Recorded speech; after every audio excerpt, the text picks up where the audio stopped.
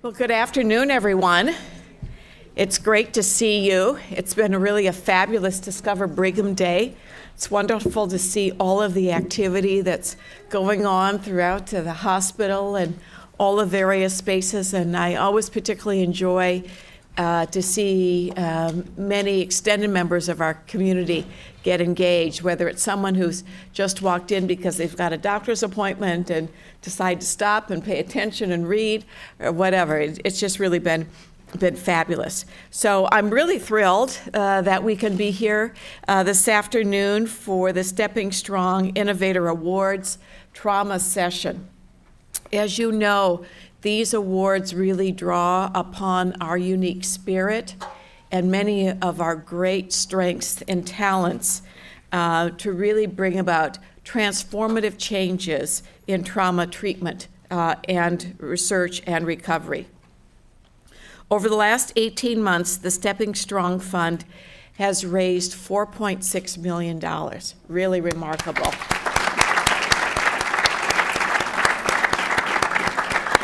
And more than $2.7 million has been allocated specifically towards trauma research. This is an area in which we at the Brigham are becoming increasingly recognized. I'm thrilled to see it, and I'm confident that you're going to be hearing more about evolutions over the next year. So the amount that was going towards trauma research is actually going to grow today when we award $100,000 to the winner of this year's Stepping Strong Innovator Awards competition. So in a couple of minutes, we're going to see a video showcasing our three tremendous finalists and their innovative proposals. And then we're going to have an opportunity for questions and discussions with our researchers, and I invite you all to participate. So now on with the show, as they say, and it's my pleasure to introduce very special guest and friend, Audrey Epstein-Reny, who's the Stepping Strong Fund has really been Audrey's vision and commitment and passion, and Audrey, we're so grateful to you. Welcome.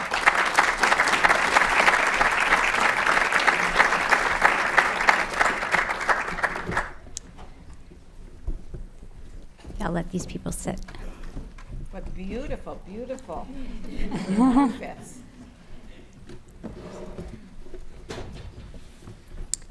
So thank you, Betsy, and thank you all for being here today and participating in our panel. I'd like to say a special thank you to our Stepping Strong Innovator Awards Council, who is providing leadership and insight and guidance as we continue to move our Stepping Strong initiatives forward. So thank you to those of you who are here. I also wanted to just say a quick good luck to all the finalists from my daughter Gillian, who is the inspiration for why we are here today. She, because of all the great work that the doctors at the Brigham have done for her, she is actually studying over in South Africa for this semester. So it was a little too far to bring her in for today. And also I'd like to thank Ellie Svensson, who is also my aunt, who is here today, and she is the funder of this year's award. So thank you so much, Ellie. So I think many of you here probably know our story and how our family was unfortunately in the wrong place at the wrong time at the finish line of the Boston Marathon during the bombing in 2013. During that fateful day, my daughter's life and her legs forever changed. But something also wonderful happened that day, and we got to meet some incredible heroes who work here at the Brigham.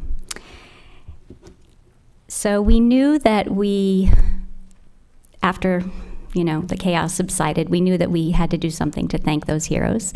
And we began to look and try and identify what would be an opportunity and how could we support and help those heroes who helped our daughters so that they could do that for other people in the future. And we quickly learned that trauma accounts for 41 million emergency room visits and 23 hospital admissions every year. It's the leading cause of death among people ages 1 to 44. And a person dies every 3 minutes from a traumatic injury.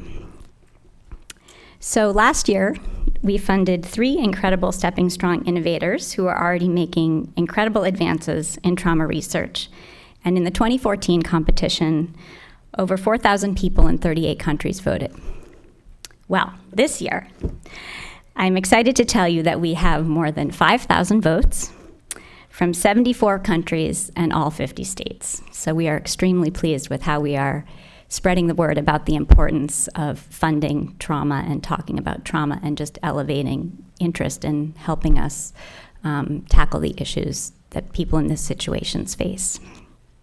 So I'm now thrilled to introduce Dr. Carty, who's one of our inaugural winners of last year's award, and he's going to moderate today's session.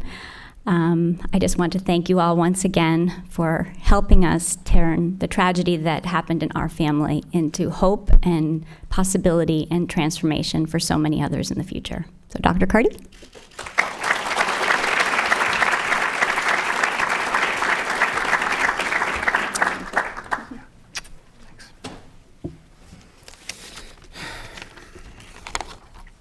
Thank you very much, Audrey. I'd like to start by acknowledging the incredible efforts of the Reny and Epstein families in forwarding trauma and reconstructive surgery training and research since the inception of the Stepping Strong Fund. And once again, thank Eleanor Svensson for her generosity in supporting the 2015 Stepping Strong Innovator Award. Please join me in a round of applause.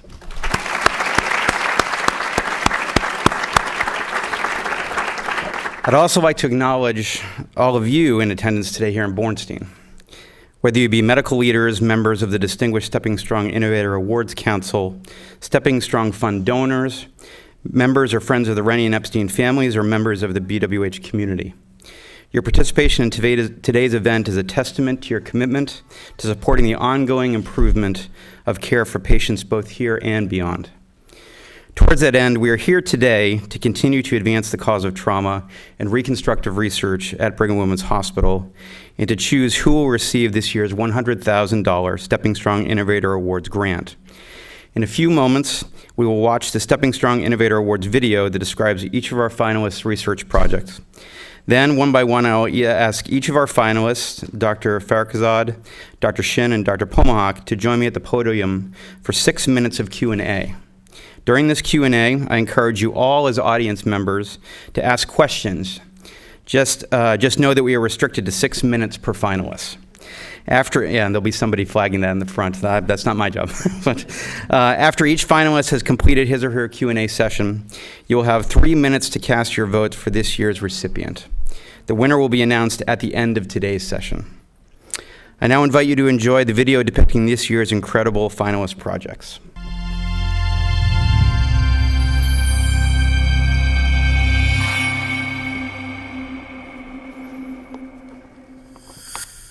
Two years ago, I was treated here for a life-threatening injury after the Boston Marathon bombings. Today, I'm so happy to introduce the Stepping Strong Innovator Awards finalists who are competing for your vote and a $100,000 prize.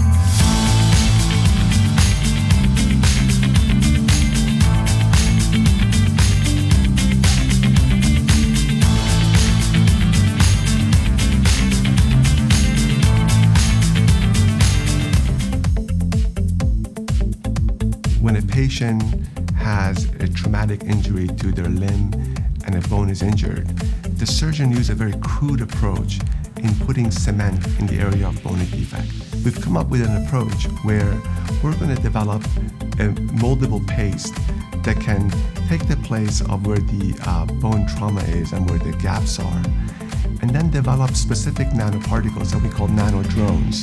The nanodrones are designed to deliver both an antimicrobial agent and a bone regrowth agent, and so we block infection at the same time enhance bone regrowth. These nanodrones break down in the body. There's a much higher chance that we can preserve the patient's limb and reduce the risk of limb amputations. My project is to take a stem cell from patient, and using this stem cell, and then we produce human tissue using bioprinting technique. So this tissue can be back to the trauma patient to regenerate their muscle or any type of organ. We create large-scale human tissue with a vascular network. And this vascular network to help muscle cells surviving in large-scale tissue. They do not require donor or anti-rejection medication or any further surgery because the tissue their own and grow and develop in the patient.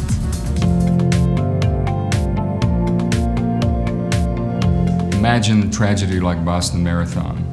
Imagine soldiers in the battlefield losing their limbs. We have had until today only 4 hours to reattach the arms and legs. We have developed a pump to bring a solution into the limb and keep it alive for 3 times longer than has been previously possible. It allows to attach the limb and pump preservation solutions so that the limb gets the nutrients, oxygen, and other compounds to keep it alive for at least 12 hours. The great advantage of our system is the portability. So in real situation, the limb would rest right on this tray. And here's a cannula that would bring the preservation solution into the limb. And then there are systems of sensors and filters that give us the data in the computer about the health of the limb.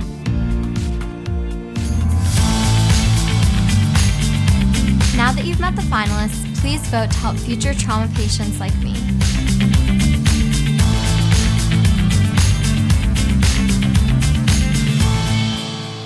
So I think we'll get to it. So first up is Dr. Farokhzad. For each finalist, I'm going to ask a lead-off question, and then we'll open it to the audience. So Dr. Farokhzad, how do you envision the findings from your research to impact the care of trauma patients, say, 10 years in the future?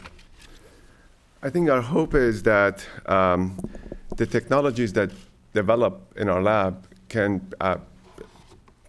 lay the foundation for developing newer generation implantation for orthopedic trauma. If you look at surgery today, the way the surgeons operate on these patients often requires multiple surgery post-op. Patients are brought back, frequent infections. There is cement laid down that then needs to be removed again. The goal would be to reduce all of that complexity down to a minimum number of surgery where biodegradable material that can break down in the body on their own can be laid down that can help bone grow, prevent infection, and then those materials don't need to be removed again in a subsequent surgery. They'll just dissolve and go away as they're replaced by healthy new bone. Questions from the audience? Yes. So, Omid, what targets your nanodrone to the site of damage? So, Paul, these particular particles aren't designed, or we don't envision them being developed for systemic delivery. So they're going to be locally delivered at the time of the operation in the operating room. Now, the particles themselves are designed, on the surface of the particle, they're designed to bind to bony materials. So in this case, in the case of these particles, we've developed them using bisphosphonate on the surface of the particles that the bone can then target. In fact, initially, when we developed these particles, and we actually published that a couple of years ago with our colleagues at Dana-Farber, we had developed it for targeting systemically a bony cancer, multiple myeloma, and deliver a chemotherapy drug. So when my colleague responded to the Stepping Strong opportunity, said, Omid, could you use the same particles that can target bone, but instead of delivering a chemotherapy drug, deliver a drug to prevent infection, and then one that can promote bone growth? Yes. Have you tested in a preclinical system animal model? I'm sorry, can you repeat your question? Have you tested it in preclinical animal models, and what are your finding them? So the proposal would be the development of the technology and then demonstration of the proof of concept in animal models of the disease.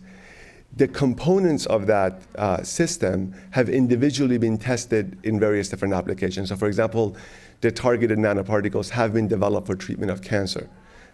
we've developed the technology for example, bone growth in another study. This is really bringing together and condensing it all down to a particular platform that can be applied specifically to orthopedic trauma and bone loss.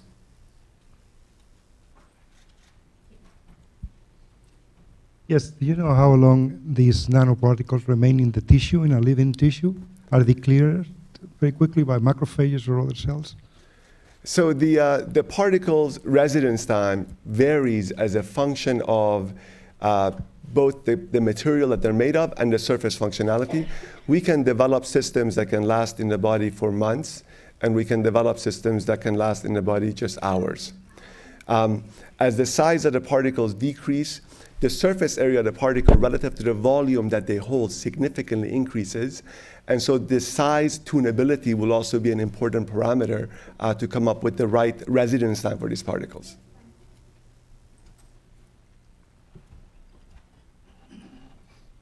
As you mentioned, secondary infection is one of the biggest problems with trauma. Can you describe your antimicrobial agent that you're putting into these nanoparticles and explain why you chose the particular agent? Yeah, as a proof of concept, we're going to use vancomycin. And by the way, we've actually, in another study, developed particles for delivery of vancomycin. And so we thought, given the scope of this proposal and the time being fairly compressed, from a proof of concept perspective, we'll go with an antibiotic that we actually have a fair bit of experience in the lab. So the proof of concept will be done with vanco, but the platform would be applicable to a number of different drugs. Just out of curiosity, how long would it take to, in your mind, to actually get this to the patient with the right funding? Yeah, no, excellent question. So the part that is a bit ambiguous for me is the point in time where we feel comfortable that we've developed something that is safe and likely to be effective in patient. Once we mark that point in sand, then the time to the clinic is actually fairly defined, and from that point to get to a patient is about a year long. My expectation is that if we can demonstrate proof of concept in a sufficiently robust way over the next 2 to 3 years, then we can get these types of technology to the patient within 3 or 4 years. Thanks. Okay, thank you. Thank you. Thank you.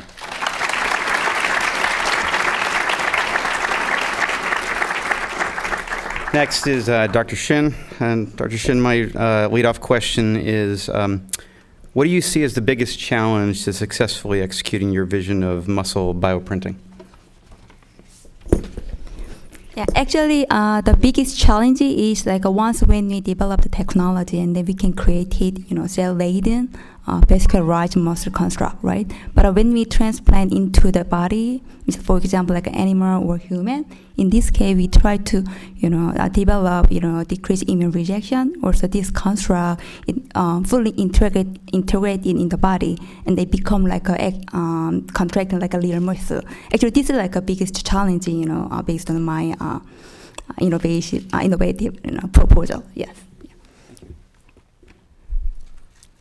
Questions? Yes, way in back.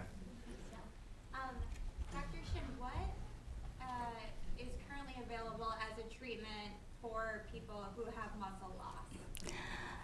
It means like a current treatment. Right. Yeah, actually, current treatment is like currently people, and then they get the muscle from maybe donor, or they culture their own tissue and then make grow and then transplant it into the trauma patient, right? In this case, and then still we require donor and then other, patient already have extra surgery. So, but once when we develop this construct, and then if they don't have any immune rejection after implantation, and then it can be, solving the problem for the patient trauma related, patient.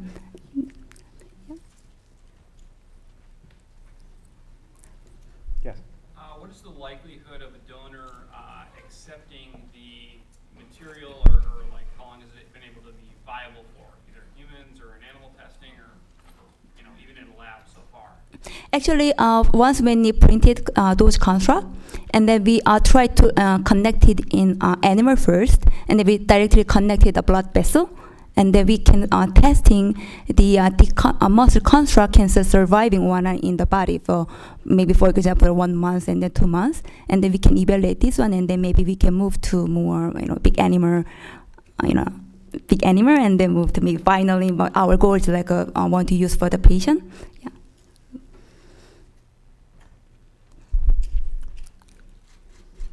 Tissue regeneration is in the literature for quite a while. So what is the advantage of your method over others? Yeah, actually, current existing method we can create like a perpetual tube, but we couldn't make it like elastic, look like a real blood vessel, like a printed hollow tube. And then when we printed those hollow tube, and then strong enough, it's similar with we can make it similar with a real blood vessel.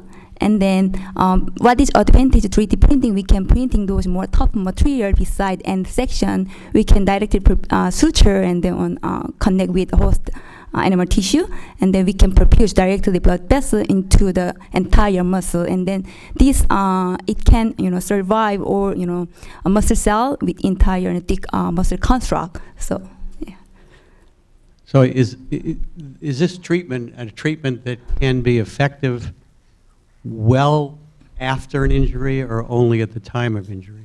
Actually, first we would like to implant it like a fully matured muscle tissue, and then in vitro, and then we want to implant it in the body, and then maybe during a few weeks or months, and it become like integrated in the tissue, and they like working together for this is our aim, final aim to go. Just out of curiosity, thinking about other opportunities for the use of this technology, as we age, our muscles age, do you see hypothetically uses for this as for muscles that have stopped working as people are getting older, or? But yeah, so if the muscle getting older is a big problem is like a contraction force, right? But if we integrate with like a powerful new muscle, and it become help to old muscle, and then more functionally contractile in the body, I think so. Yeah.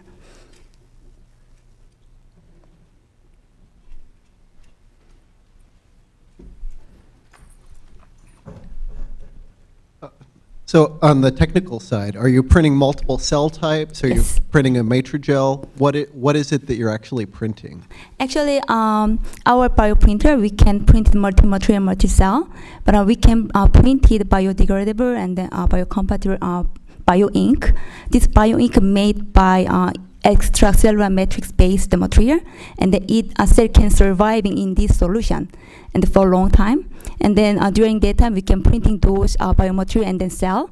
We can print whatever we want. We can design based the computer-based program, and then the cell mature in the ECM-based material, and they become like a fully mature. Within, for example, we would like to use in the bioreactor, become like a fully mature, and then once when we fully mature, and then they show strong, we can monitor how their strong contractile behavior compared with the real muscle.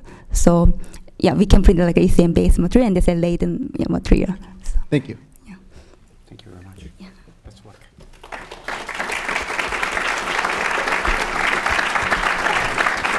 So our last finalist is Dr. Pomahac, and my leadoff question for Dr. Pomahac is, how do you see this perfusion technology being distinct from currently existing similar technologies? Thank you. Our technology, as you saw, is a perfusion system that allows to maintain viability of tissues for extensive periods of time. In the case of very sensitive tissues like muscle, 3 times as long as the current standard of care. There are similar technologies available, and actually some of them even in use for organs, for transplantation preservation. And I think it's great news in terms of proof of concept. There's certainly a platform that we can rely on. Our invention is primarily derived from customization, special sort of sensor implementation, and application of some of the principles with 3 fundamental technologies that took place. One is reduction of temperature and controlled hypothermia of the tissues. Second one being the perfusate that we have customized, the solution that we run through the muscle that we customized for the muscle. And then finally, the system of feedback that we're still working on and trying to improve. Questions from the audience? A very nice bow. So besides the obvious things like lactic acid, have you identified any biomarkers that are particularly good at telling you whether this limb is actually still good to go at various times? So there are some that we certainly are familiar with. There are some that we're going to look into as we learn more. Right now, the outcome has been morphological and structural mostly. There are obvious and very simple sort of feedback markers that we will plan to utilize shortly, and that's pH, glucose as a sign of sort of muscle consumption, as well as the state of oxygenation, so the amount of saturation of oxygen in the effluent which comes off the limb of the perfused tissue. But going forward, we hope that we'll be able to look at markers that are specific to actual function of the muscle, both morphologically in staining as well as hopefully some that we discover and be able to monitor in live situation.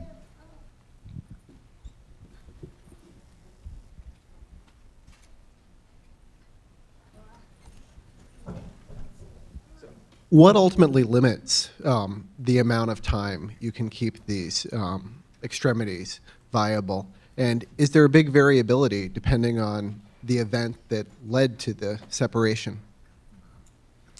So for the first question, I think the biggest sort of challenge is that we don't really know what the endpoint may be. At some point, the tissues will start to deteriorate, and if it doesn't happen on the pump, it will happen during replantation from what's called reperfusion injury. We thought that the 12 hours was the limit and we're going to go back towards the 4, but turns out the 12 hours are actually far superior to the 4-hour standard of care. So we haven't defined the limit, and that's actually subject to the award to try to actually push the boundaries and frontier of how long we may be able to maintain the limb on this machine. Whether it's going to be 24 hours or 48, we don't know, but not likely beyond that. And the probable limit of it is that no matter how we perfuse the limb, it's not resembling the normal body situation, and there will be multiple processes that we anticipate will be happening that lead to gradual deterioration of the tissue. And the second part of the question, sorry. Does the act that leads to having a limb have a big factor on how long you can continue to keep it viable? The mechanism of injury. Oh, I see. Yeah, definitely. So there are many types of injuries where the limbs will not be replantable, but we certainly hope that we'll be able to maintain at least viable tissues that could be used for reconstructive purposes, or if it's, for example, a functional joint, we may be able to use it in different position. Or in case of multi-trauma, you could use toes, for example, for reconstruction of hand if it was injured as well, etc. So it will probably give us more options of reconstruction. And it will also give us, if you imagine mass casualty, it will give us more time to take care of all the patients sequentially.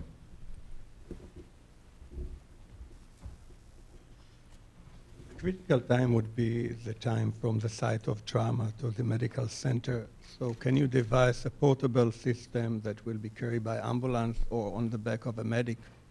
Right. So we have actually kept it in mind, and our first prototype is a portable device. So it would fit in pretty much any ambulance.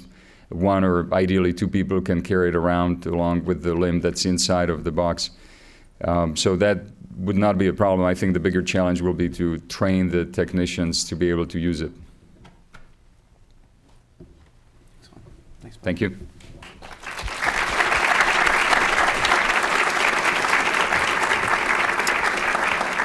Okay, so you'll now have 3 minutes to submit your vote to determine this year's winner. The voting URL appears on the screen behind me and is accessible via any wireless device. If anyone requires assistance with voting, a representative from the development office will be circulating with an iPad. While we await the completion of voting, I'd like to take this opportunity to thank not only the Reny and Epstein families, but also the Connaughton family who supported me in receiving last year's inaugural Stepping Strong Innovator Award. Through their collective support, we have formed a collaborative relationship between BWH and the Media Lab at MIT with the intent of not only redefining the way in which lower extremity amputations are performed, but also reinventing the way in which amputees are able to interface with the next generation of lower extremity prosthetics. I'd also like to acknowledge my co-winners, Dr. George Dyer and Dr. Indranil Sinha, with whom I shared the honor of being a Stepping Strong Innovator Award recipient, and with whom I now share the honor of being a member of the Stepping Strong Innovator Awards Council. Along with you all here today, we once again pledge our ongoing commitment to transforming trauma research and care with the goal of improving outcomes for future trauma patients and their families, both at BWH and beyond. How are we on the 3-minute counter? Do we have a result yet? I'm just testing this. It's taking a while to even get onto the website. Okay. Using an iPhone. All right. We should have music in the background. I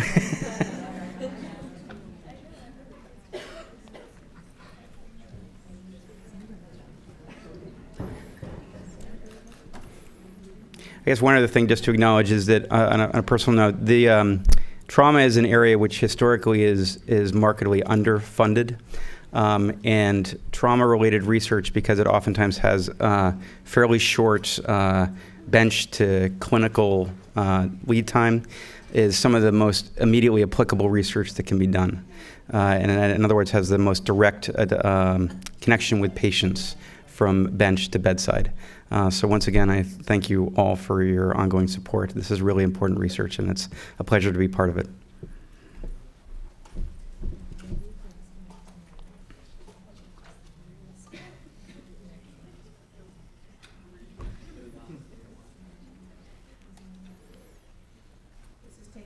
I'm not showing prejudice, but I'm not actually voting. I'm just going through the mechanics. It's taken a while.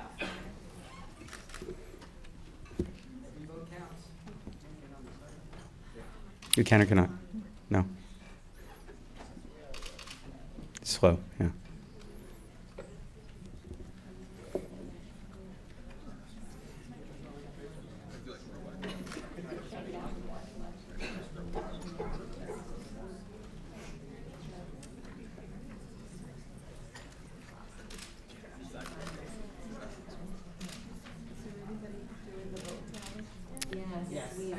Yeah.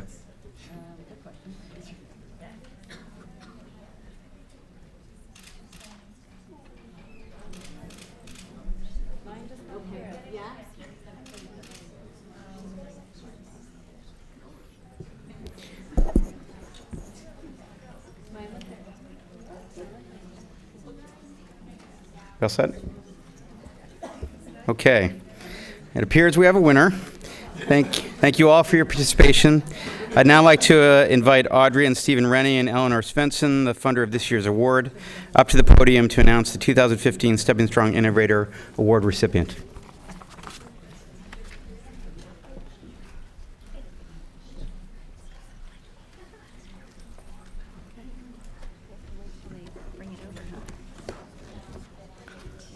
With the envelope. Should I register? Okay. This is real time. Okay, thank you. Yeah. To go on the red carpet? Okay. I am very pleased to be announcing the recipient for the Stepping Strong Innovative Awards. The team at Brigham and Women's Hospitals are, in the words of my niece Audrey Reny, heroes. As a community member, I feel very proud and grateful for the talent, passion, and dedication that so exemplifies all those involved with the essential work that they do. As a member of a family that has been so deeply and profoundly affected by the miraculous work that is being accomplished here, I feel privileged to recognize, here it is, Dr. Bohdan Pomahac. Congratulations. Thank you. I am. Thank you very much. Thank you. Congratulations.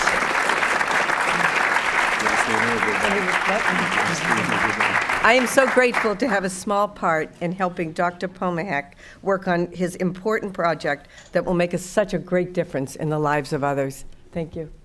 Thank you. Thank you for doing the work you're going to do. Kelly, hand him that. Thank you. Well, if I may say a few words. Sure. Well, thank you all very much, those who voted for us certainly and who are here. But special thanks really to the team. Nothing happens without the team. Nothing happens without the hard work of the fellows. I saw Nico here, but there are many others, Mario, Max, and Muyat, and others that have spent long hours with the animals and long hours in the laboratory analyzing the results. So it's a tremendous honor that we can take this further and push towards new therapies for our patients, ultimately in benefits of everyone. Thank you so much. Thank you. We have a special announcement by Dr. Nabel. Well, I just heard all these presentations, and I have to say I was so moved. And as I said, I didn't vote because I didn't want to be prejudicial, but I'm thinking about this. This work really needs to be funded, so it would be my great honor to contribute $200,000 from my president's fund so that all other proposals could be funded.